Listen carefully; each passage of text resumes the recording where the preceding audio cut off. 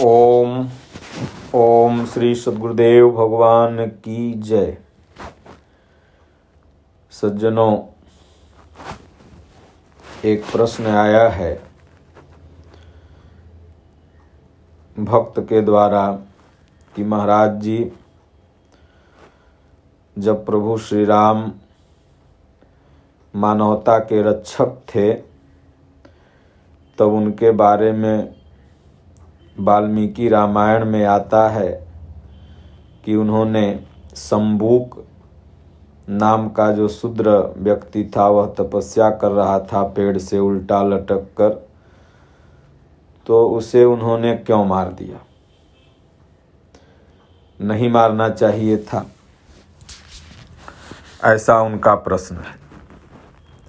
और अगर मार दिया तो फिर मानवता के कैसे पक्षधर हैं भगवान? सज्जनों, इस कहानी को मैं भी थोड़ा बहुत जानता हूँ, लगभग सब लोग जानते होंगे। वाल्मीकि रामायण सर्वप्रथम रामचरित की रचना वाल्मीकि जी ने ही किया था। ऐसा माना जाता है कि बहुत सी घटनाएं उन्होंने अनुभव में पहले ही लिख डाली, जैसे लवकुश कांड वगैरह उन्होंने पहले ही लिख दिया। माता सीता उनके यहाँ नहीं आई थी, वह भी उन्होंने पहले ही लिख दिया। तो भगवान रामचंद्र जी के रामचरित्र को उजागर करने वाले, भक्तों तक जन जन तक पहुँचने वाले वाल्मीकि ऋषि भी स्वयं उनका अगर जो उत्पन्न जाति थी वह शूद्र थी। जो बाहरी शूद्र आज लोग गढ़ बैठे हैं, कोल भील चमार इत्यादि, जो कि ये शूद्र है नहीं, यह साधना का स्तर है। बाहरी जाति से कोई मतलब नहीं।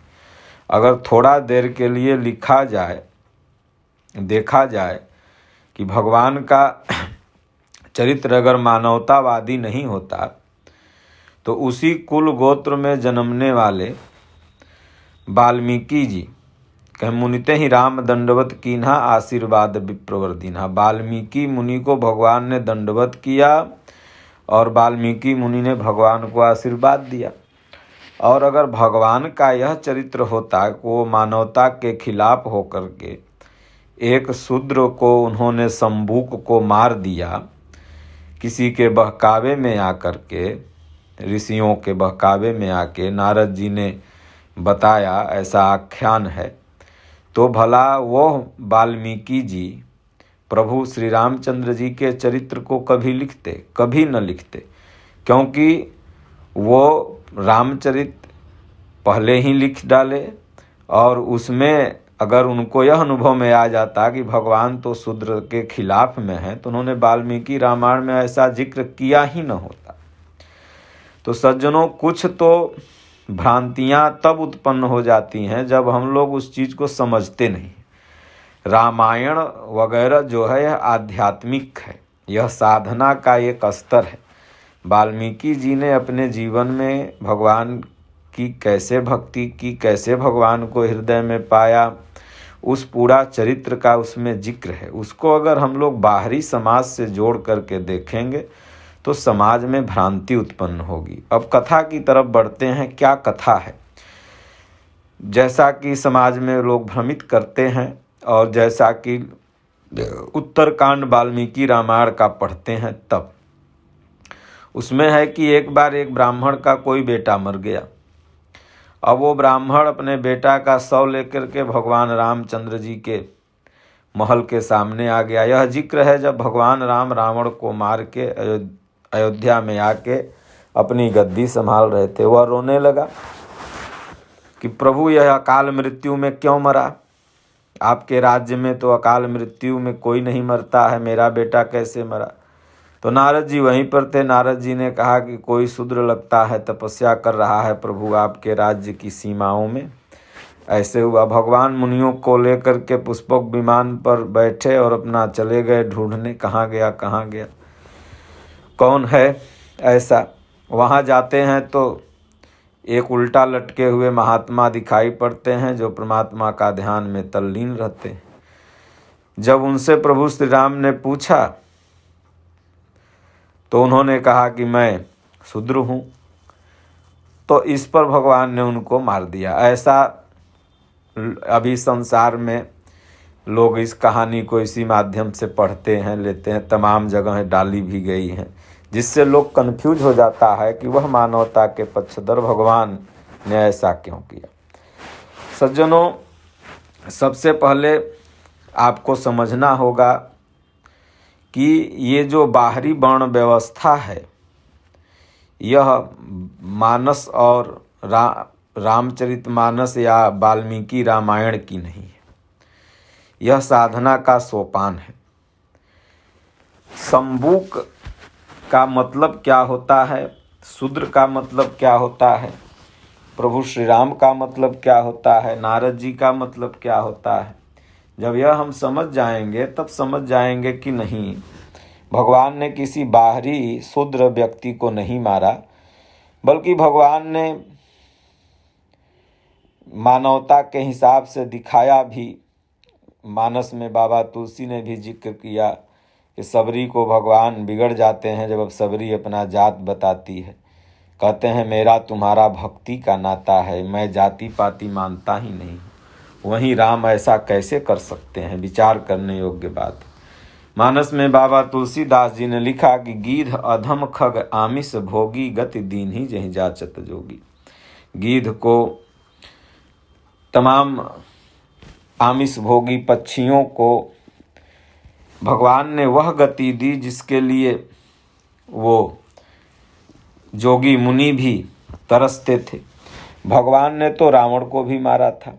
रावण ब्राह्मण कुल में जन्मा था, ऐसा लोग कहते हैं। तब तो राम ने रावण को भी मारा।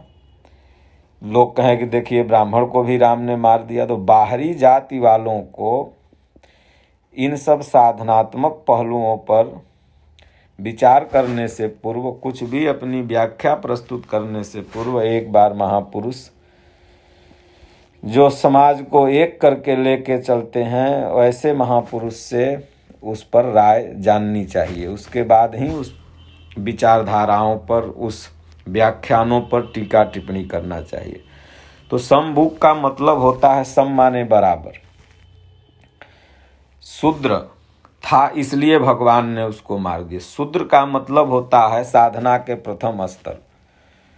साधना का प्रथम स्तर जब है, उस समय अगर हम ब्राह्मणत्व की नकल करेंगे, ब्राह्मण जैसी वेशभूषा बना के, महापुरुषों जैसी वेशभूषा बना करके, और हमारे अंदर वह स्थिति नहीं। अभी वैश्य, क्षत्रिय और ब्राह्मण, चौथी स्टेप है ब्राह्मण, वो नहीं आया। और उसके पहले ही हम सोचेंगे कि हम भी उनके जैसा हो गए।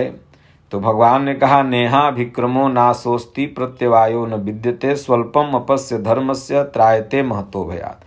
गीता में कहते हैं कि अपने क्षमता के अनुसार इस साधना पथ में लगे रहने पर अर्जुन, उस कर्म का कभी नाश नहीं होता। और ऐसा करने वाला व्यक्ति थोड़ा सा भी नेहा विक्रमो नासोस्ति प्रत्यवायो न विद्यते स्वल्पम अपस्य धर्मस्य, थोड़ा सा भी पथ पर चल देता है अपनी क्षमता के अनुसार, तो वह व्यक्ति निश्चय ही एक दिन ब्राह्मणत्व की स्थिति तक पहुंच जाता है। और अगर नहीं करता है तो है वो अभी उसका स्तर शूद्र का, मतलब अभी उसका एडमिशन हुआ है भक्ति में, लेकिन वह ब्राह्मणत्व की नकल करने लगा महापुरुषों जैसी वेशभूषा बना करके, तो उसकी साधना पूर्ण नहीं हो पाती है। उसके उसी स्तर में उसका वध हो जाता है। वध हो जाता है, फिर से क्षीणे पुण्य मृत्युलोकम विसंति, पुण्य क्षीण हो जाता है, फिर से उसे वहीं से साधना आरंभ करनी पड़ती है। तो अनुभव ही, विज्ञान ही राम जी हैं।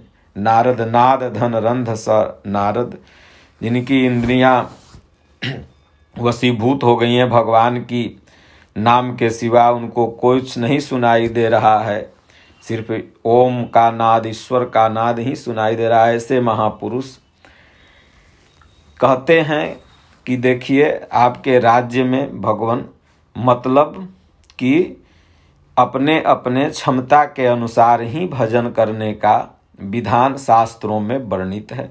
अगर ऐसा नहीं करता है कोई तो फिर उसका वध हो जाता है। वध का मतलब भगवान ने वध नहीं किया, वो खुद साधना पद से च्युत हो जाता है। इसलिए ये महापुरुषों के साधना क्षेत्र का विषय है।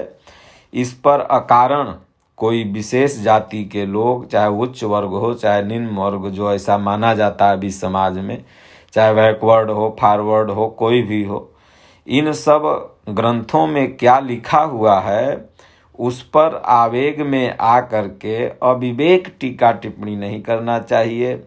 ये हमने बताया कि गीता में, चाहे रामचरितमानस में, चाहे वाल्मीकि रामायण में जो भी वर्ण शब्द, जाति शब्द आया है, यह एक साधना का स्तर है, एक साधक के जीव, क्योंकि ये जो जिन्होंने भी लिखा है वो एक साधक थे, चाहे वाल्मीकि जी हों, चाहे गोस्वामी तुलसीदास जी हों, वो खुद साधना कर रहे थे। तो चमड़ी तो मान लीजिए कोई न कोई जात में जन्म लेगा ही लेगा, लेकिन उन महापुरुषों का उस जात से कोई संबंध नहीं था। वो साधना की बात लिखे, और इसलिए ओम का जाप और यथार्थ गीता का पाठ अगर आप करेंगे तो धीरे धीरे आपके अंदर से ही आत्मा बताने लगेगी इसका अर्थ क्या होगा, इसका अर्थ क्या होगा। और नहीं तो इस तरह के विवाद होते रहेंगे अगर हम अपनी बुद्धि से समझते जाएंगे और कहते जाएंगे। ओम श्री सद्गुरुदेव भगवान की।